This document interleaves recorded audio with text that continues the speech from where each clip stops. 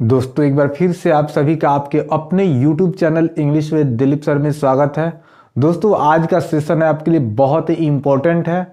दोस्तों इस सेशन में हम आपको कुछ ऐसे बातें बताऊंगा जो आप आज तक नहीं जानते होंगे। दोस्तों जो हम लोग टॉपिक शुरू किए हैं, जो आपका क्वेश्चन टैग है, उसी का दोस्तों ये पार्ट 2 है। दोस्तों क्वेश्चन टैग बनाने के लिए जो सबसे मूलभूत चीज़ होता है वह है वाक्य के हेल्पिंग वर्ब को पहचानना और वाक्य के अनुसार सब्जेक्ट का क्वेश्चन टैग में प्रयोग करना। सबसे बड़ी बात दोस्तों, जब आप क्वेश्चन टैग बनाने जाते हैं तो आपको जो सबसे ज़्यादा समस्या होती है वो होती है क्वेश्चन टैग का सब्जेक्ट चुनना। तो इसी पॉइंट पे आज का पूरा क्लास होगा कि कैसे हम क्वेश्चन टैग बनाते समय अपने सही सब्जेक्ट को चुन सके। और दोस्तों इसमें बहुत से छात्र उलझ के रह जाते हैं। आपका ये जो उलझन है, समस्या है, इस वीडियो में हम उसे पूर्णतः दूर करने का प्रयास करेंगे। तो इसलिए दोस्तों आप वीडियो को अंत तक देखिएगा। अंत में आपसे हम कुछ सवाल भी करेंगे क्वेश्चन टैग से रिलेटेड। तो चलिए दोस्तों आपके सामने कुछ क्वेश्चंस हैं और इसके कुछ रूल्स हैं। जैसे अभी आपके सामने जो इंडेफिनिट प्रोनाउन दिखाई दे रहा है, जनरली इनके बाद तो वर्ब आता है सिंगुलर, अगर सिंपल हम सेंटेंस की बात करें। लेकिन जब आप क्वेश्चन टैग के सवाल को हल करते हैं, तो जब आप इनके लिए क्वेश्चन टैग का सेंटेंस का चुनाव करते हैं, तो ये जो भी आपको शब्द दिखाई दे रहा है, जैसे आपका वन या बॉडी से बने हुए जो भी प्रोनाउन होते हैं, जैसे नो वन, नो बडी, नॉन, एनी वन, सम वन, एवरी वन, एवरीबडी या समबडी, इनका जब हम क्वेश्चन टैग बनाते हैं, इनके लिए जब हम क्वेश्चन टैग के सब्जेक्ट का चुनाव करते हैं, तो दोस्तों याद रखिएगा इनके लिए हम प्लूरल सब्जेक्ट तथा प्लूरल वर्ब का चुनाव करते हैं। अभी रूल्स क्या है आपको एग्जाम्पल से क्लियर होगा। इतने याद रखिएगा कि यदि क्वेश्चन टैग का सवाल आपको बनाना है तो आपको क्या करना है, जब भी आपको यह वन और डैश डैश बॉडी से बने हुए प्रोनाउन दिखाई दे, तो इनके लिए आपको प्लूरल सब्जेक्ट तथा प्लूरल वर्ब का चुनाव करना है। जैसे यहाँ आप देखिए, no one could do so. दोस्तों पिछले वीडियो में आप पढ़े हैं कि यदि क्वेश्चन टैग बनाना है तो दो बातों का खास ख्याल रखना है। पहला ये कि अगर हमारा मूल वाक्य पॉजिटिव सेंस में है तो क्वेश्चन टैग जो आपका बनता है निगेटिव सेंस में बनता है। यदि मूल वाक्य का अगर निगेटिव अर्थ आता है तो क्वेश्चन टैग का आपका जो सेंस आना चाहिए वो पॉजिटिव आना चाहिए।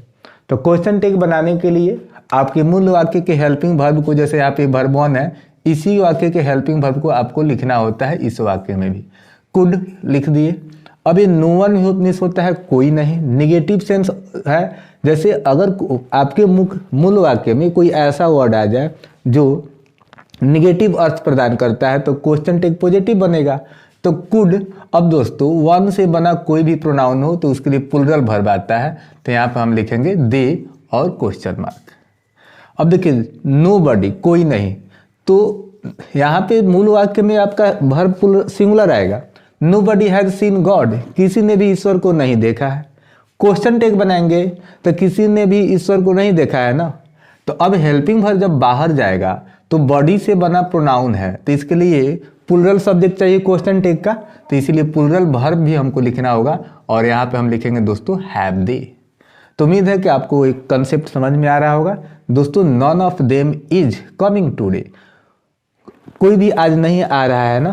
तो यहाँ पे जब हम बाहर आएंगे तो प्रोनाउन तो हमारा दे आएगा, इसलिए यहाँ पे हो जाएगा आपका आरंट दे। दोस्तों यदि आपको रूल्स समझ में आया है तो वीडियो को पॉज कीजिए और इन 3 सवाल को भी बना लीजिए। जैसे इसके अलावा इन शब्दों के अलावा कुछ और भी वर्ड्स होते हैं, जैसे ईच, आइदर, नाइदर, वो भी आपको अगर मूल वाक्य में मिलेंगे तो दोस्तों तो उसके लिए भी हम आपका प्लूरल सब्जेक्ट और प्लूरल वर्ब का चुनाव करते हैं। जैसे यहाँ पे है कि एवरीबडी इज योर इनेमी, हर कोई आपका दुश्मन है ना। तो यहाँ पे इज बॉडी, तो यहाँ पे आरंट दे आपका क्वेश्चन टैग बनेगा। Each boy is doing his best, हर लड़का अपना बेहतर कर रहा है। तो इज है तो यहाँ पे आरंट हो जाएगा, इसमें कोई भी नेगेटिव वर्ड नहीं है। आरंट दे क्वेश्चन मार्क। तब आगे आते हैं दोस्तों, somebody stole your pen, किसी ने तुम्हारा कलम चुरा लिया ना। तो इसके लिए जो आपका हेल्पिंग वर्ब है ये V2 है। तो हेल्पिंग वर्ब यहाँ पे आएगा आपका डिडंट दे। तो दोस्तों याद रखिए कंस्ट्रक्ट फॉर्म का प्रयोग किया जाता है। दोस्तों वीडियो के अंत में आपको हम कुछ क्वेश्चंस भी देंगे आपके प्रैक्टिस के लिए, इसलिए दोस्तों वीडियो को अंत तक देखिएगा। वीडियो अच्छा लगे तो लाइक भी कीजिए और चैनल पे नया है तो चैनल को सब्सक्राइब कीजिए और वीडियो को ज़्यादा से ज़्यादा शेयर कीजिए। तो चलिए दोस्तों अब हम आगे बढ़ते हैं और आगे और भी कुछ इंपॉर्टेंट पॉइंट जानते हैं कि सब्जेक्ट। दोस्तों आप जब क्वेश्चन टेक पढ़ रहे हैं तो इसमें दो ही चीज़ इंपॉर्टेंट होता है, एक हेल्पिंग वर्ब को पहचानना और वाक्य के कंस्ट्रक्शन के अनुसार क्वेश्चन टेक का सब्जेक्ट चुनना। इसी से एरर आता है आपके किसी भी परीक्षा में। तो चलिए दोस्तों अब हम आगे बढ़ते हैं। दोस्तों अब आपके सामने अगला कंसेप्ट है जिसमें हम लोग समझेंगे कि कैसे हम अपने क्वेश्चन टेक के सब्जेक्ट का चुनाव करेंगे। इसके लिए आपको कुछ पॉइंट देखना होगा। जैसे दोस्तों यदि आपके मूल वाक्य के सब्जेक्ट के रूप में यदि आपको all of us, none of us, must of us, neither of us, either of us या ईच ऑफ अस या एवरी वन ऑफ अस, अर्थात यदि आपको अस दिखाई दे तो आपका जो क्वेश्चन टेक का सब्जेक्ट होगा दोस्तों वो आपका होगा वी।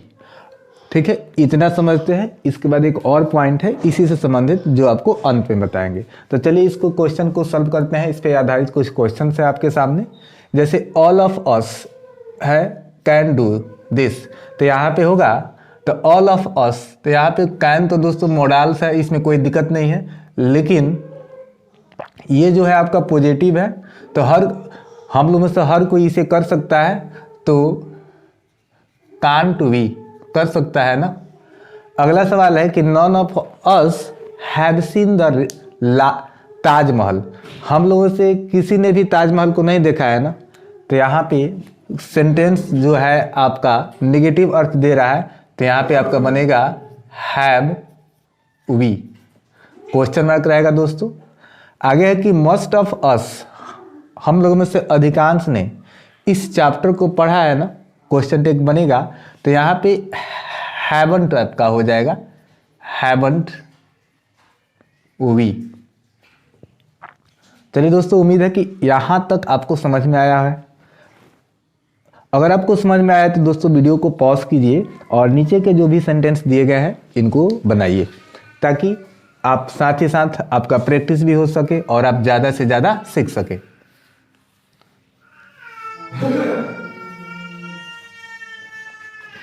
चलिए दोस्तों आगे बढ़ते हैं। देखिए neither of us has done this, हम लोगों में से किसी ने भी इसे नहीं किया है ना।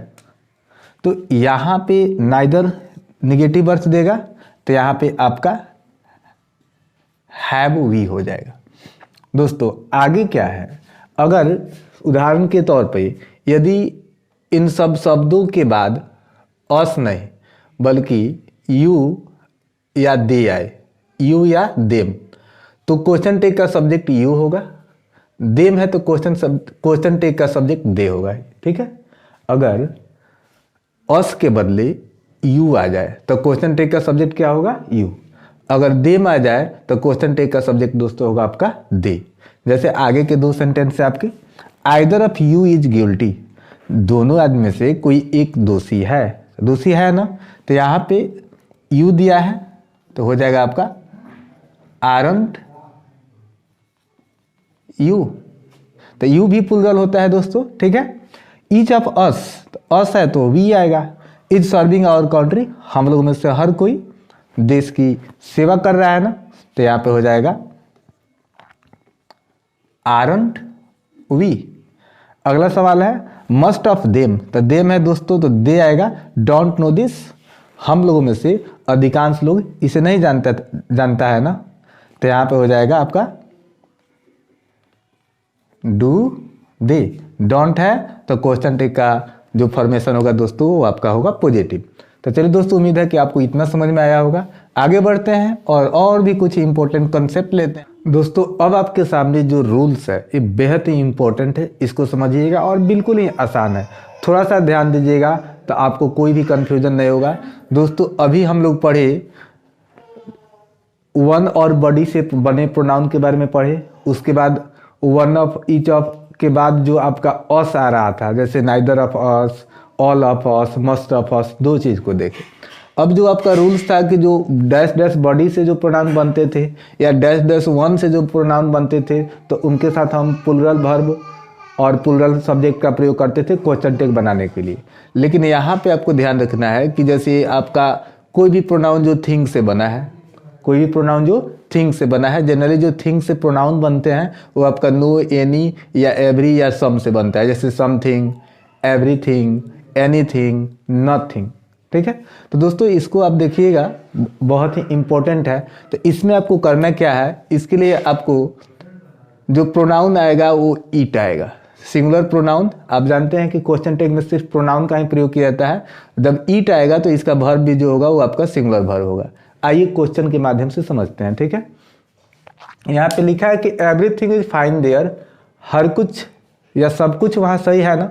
तो क्वेश्चन टैग यहाँ पे इज है, क्वेश्चन टैग का सब्जेक्ट इज है और पॉजिटिव में है, तो यहाँ पे हो जाएगा दोस्तों इजंट इट। उसके बाद है कि नथिंग कुड बी डॉन, कुछ भी नहीं किया जा सकता है ना, तो नथिंग कुड बी डॉन, कुछ भी नहीं किया जा सकता था ना, तो नथिंग कुड भी है, तो यहाँ पे जो आपका कुड भी आया, तो हम नथिंग नेगेटिव सेंस दे रहा है ना, तो could it, anything can be done for them, anything can be done, तो यहाँ पे एनीथिंग कैन है, तो यहाँ पे आपका हो जाएगा कांट। थिंग से बना प्रोनाउन है तो आपको इट लिख देना है और क्वेश्चन मार्क का प्रयोग करना है। अब देखिए something is to be done, something है, थिंग से बने प्रोनाउन आपका इजंट इट। याद रखना है कि जो भी प्रोनाउन हमारा थिंग से बना होगा, जो भी सब्जेक्ट, तो क्वेश्चन टैग बनाएंगे ना, तो उसका जो सब्जेक्ट होगा वो इट आएगा। ठीक है, लेकिन यदि वन से बना हो या बॉडी से बना हो तो इसके लिए आपका जो प्रोनाउन आएगा वो आएगा आपका दे। ठीक है, नथिंग इज परमानेंट हियर, कुछ भी यहाँ पे हमेशा के लिए नहीं है, तो नहीं है ना बोलना, तो नथिंग, तो यहाँ पे हो जाएगा इज इट। तो चलिए दोस्तों, एक छोटा सा रूल्स है। अब इसके आगे हम देखते हैं जो सेंटेंस आपके there, this, that, these, those से शुरू होंगे, उनके लिए हम किस प्रोनाउन का, अपने क्वेश्चन टैग का कौन सा प्रोनाउन आएगा, इसके बारे में समझते हैं। तो चलिए दोस्तों अब हम आगे बढ़ते हैं। दोस्तों ये जो आपका रूल्स है, ये आपका असर्टिव सेंटेंस का आखिरी रूल्स है। इसके बाद हम लोग इम्परेटिव के बारे में डिस्कशन करेंगे और जो मोडाल्स के कुछ और भी एडवांस लेवल के जो कंसेप्ट है, जो आपको बिल्कुल कंपटीशन में पूछे जाते हैं, उसको हम लोग अगले वीडियो में कवर करेंगे। इस वीडियो में इसको हम देख रहे हैं। और ये जो आपके सामने दोस्तों टेबल है, बहुत ही इंपॉर्टेंट है, इसको ध्यान से समझिए। जैसे इधर लिखा है मेन सेंटेंस, जैसे आपको क्वेश्चन टैग बनाना होता है तो दो सेंटेंस होता है, एक तो आपका मेन सेंटेंस हो गया और दूसरा जो आप क्वेश्चन टैग बनाते हैं। तो मेन सेंटेंस में यदि आपका सब्जेक्ट देयर हो, दिस या डैट हो, दीज या दोज हो, या ईट हो, या वन हो, तो आपका जो क्वेश्चन टैग का सब्जेक्ट बनेगा दोस्तों, इस पे विशेष ध्यान देने की जरूरत है। यदि देयर है तो देयर ही होगा, दिस या डैट हो तो आपका क्वेश्चन टैग का जो सब्जेक्ट होगा, प्रोनाउन होगा, तो इट होगा। दीज या दोज हो तो क्वेश्चन टैग का जो सब्जेक्ट बनेगा, जो प्रोनाउन होगा, वो आपका दे होगा। इट है तो इट और वन है तो वन। तो चलिए दोस्तों इसको क्वेश्चन के माध्यम से समझते हैं। दोस्तों बेटर होगा कि आप लोग वीडियो को पॉज कीजिए और जितने भी सवाल दिए गए हैं इनको अपने से सॉल्व कीजिए, क्योंकि आप क्वेश्चन टैग में बहुत सी चीज़ों को सीख चुके हैं। यदि दोस्तों आप क्वेश्चन टैग का पार्ट 1 नहीं देखे हैं तो प्लीज़ जाइए प्लेलिस्ट में, आप क्वेश्चन टैग का पार्ट 1 देखिए और तब पार्ट 2 देखिए। ठीक है दोस्तों, ऐसे आप पार्ट 2 भी देख रहे हैं तो अच्छा से देखिए, समझ में आ जाएगा। और जल्द ही हम पार्ट 3 भी लेकर आएंगे आपके लिए। तो चलिए दोस्तों देखिए, there is some water in the bowl, कटोरे में कुछ पानी है, कटोरे में कटोरे में कुछ पानी है ना। तो यहाँ पे आपका क्या है, देयर है, तो देयर है तो यहाँ पे आपको तो आर लिखना पड़ेगा, क्योंकि यहाँ पे हमको देयर ही सब्जेक्ट होगा हमारा, आरंट देयर, आरंट देयर। तो सॉरी दोस्तों, यहाँ पे इजंट भी आपका चलेगा, इजंट, क्योंकि देयर के अनुसार आपका वर्ब नहीं आता है। ठीक है, चलिए दोस्तों अगला सवाल है कि this is a useful book, यह एक उपयोगी पुस्तक है, यह एक उपयोगी पुस्तक है ना, तो दिस हो या डैट हो। क्वेश्चन टैग में क्या आएगा दोस्तों, आपका इट आएगा। तो पॉजिटिव है तो नेगेटिव बनेगा इजंट इट, और दिस इज नॉट योर्स, यह आपका नहीं, वह आपका नहीं है ना, तो यहां पे हो जाएगा आपका इज इट। दोस्तों यहाँ पे है दिस बॉय, ध्यान से देखिएगा, यहाँ पे हमारा सब्जेक्ट जो था दिस या डैट था, लेकिन इस वाक्य का सब्जेक्ट बॉय है, तो इसीलिए इस दिस को देखकर आप इट का प्रयोग वहाँ पे नहीं करेंगे। यदि दिस के बाद कोई नाउन आ जाए और खास करके लिविंग, तो आप उसके अनुसार प्रयोग करेंगे। यहाँ पे बॉय है तो ही आएगा, कोई गर्ल होता तो सी आता। तो this boy is doing well, यह लड़का अच्छा कर रहा है ना, तो इजंट ही, क्वेश्चन मार्क मत भूलिएगा। अब यहाँ पे बुक है, यदि नॉन लिविंग थिंग है, कोई वस्तु है, तो ये दोस्तों इसके लिए इट ही आएगा। तो इजंट इट, दीज हो या दोज हो, तो प्रोनाउन क्या आएगा आपका, क्वेश्चन टैग का दोस्तों दे आएगा। ये पॉजिटिव में है, दीज आर स्वीट मैंगोज, ये मीठे आम है ना, तो यहाँ पे हो जाएगा aren't they. These are good examples, ये अच्छे उदाहरण है ना, तो यहाँ पे दोज है, तो इसका भी क्या हो जाएगा आरंट दे। दोस्तों वन हो तो इसका भी प्रोनाउन आपका वन आएगा, यहाँ पे कांट है तो कैन वन। दोस्तों मुझे उम्मीद है कि आपके लिए वीडियो बहुत ही हेल्पफुल होगा, आप अच्छे से अंत तक देखें, इसके लिए आप सभी का शुक्रिया।